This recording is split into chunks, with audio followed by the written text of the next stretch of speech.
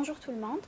Aujourd'hui, je vais parler du choléra, ce fameux choléra qui a fait les Algériens récemment. Malheureusement, les collègues qui sont في القطار ou là un petit peu partout, les services d'infectiologie, reçoivent beaucoup de faux malades.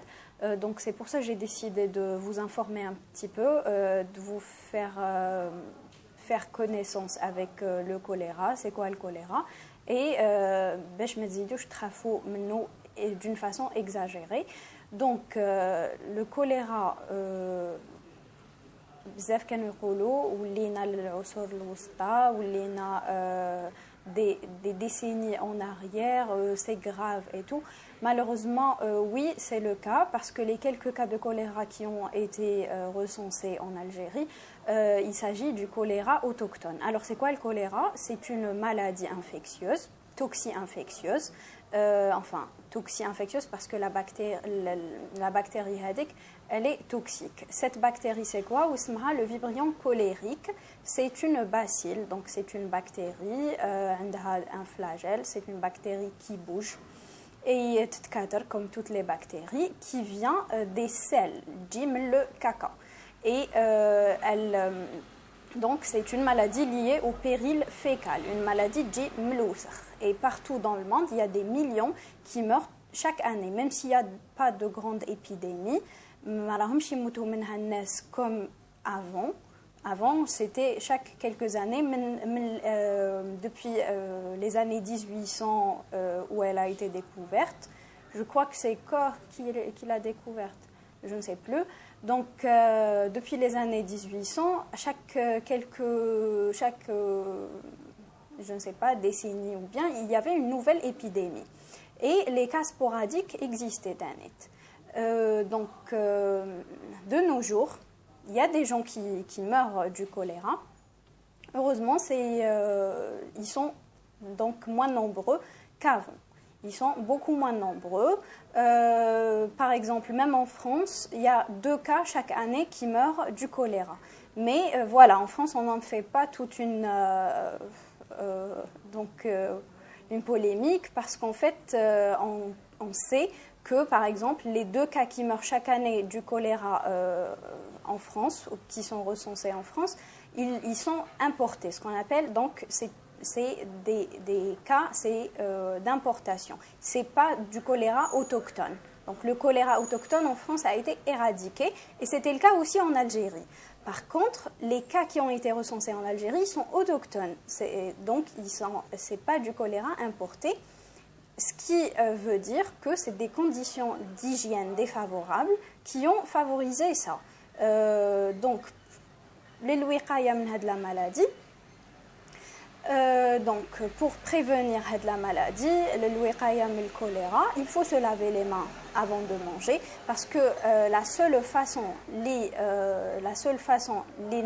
c'est par voie orale, c'est de manger ou boire quelque chose. Donc, soit le main, donc l'eau elle est contaminée, ou bien la nourriture elle est mal lavée, elle est souillée, ou bien elle est contaminée, soit nos mains ne sont pas propres et on va aller manger. Donc il n'y a jamais une infestation par voie cutanée, mais si la bactérie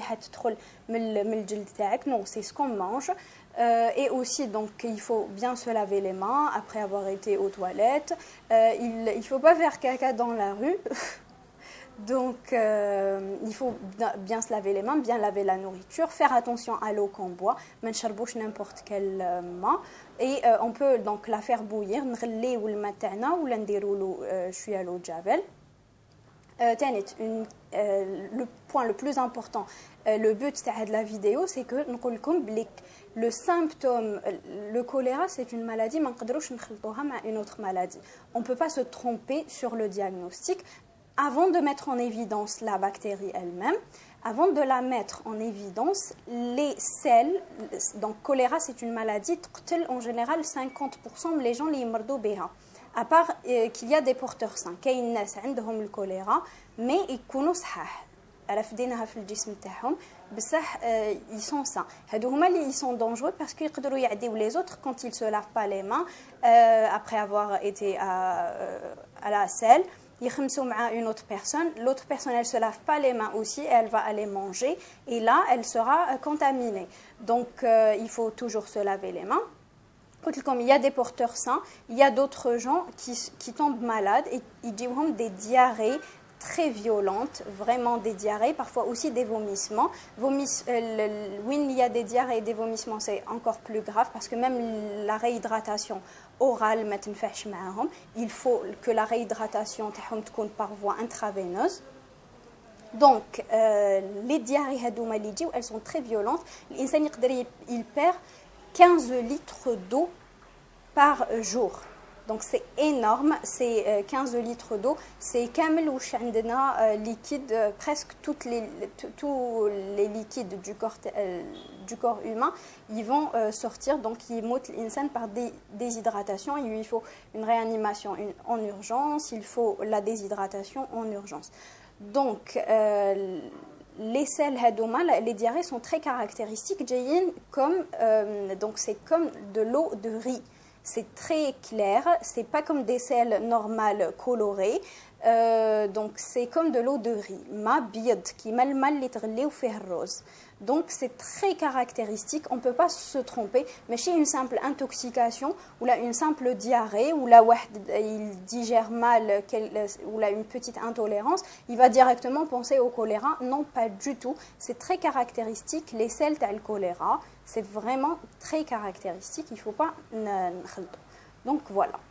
Et je pense qu'il ne faut pas trop s'inquiéter parce qu'il faut juste il faut juste se laver les mains et faire attention à ce qu'on boit et à ce qu'on mange. Et merci.